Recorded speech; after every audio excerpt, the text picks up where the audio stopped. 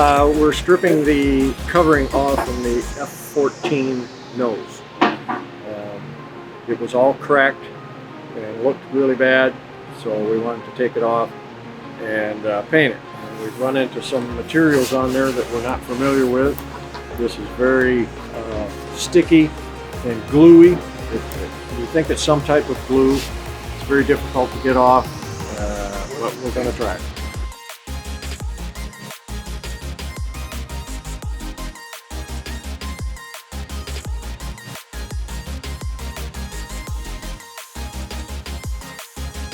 Alright, what we had to do with this was use a heat gun and a putty knife to remove all of the outside materials. It was some type of vinyl wrap or something like that. Got that all off. Had to re-scrape it again with a heat gun the second time, and then use a cleaning agent to get the white adhesive off. And now we're in the process of sanding it, getting it ready for primer.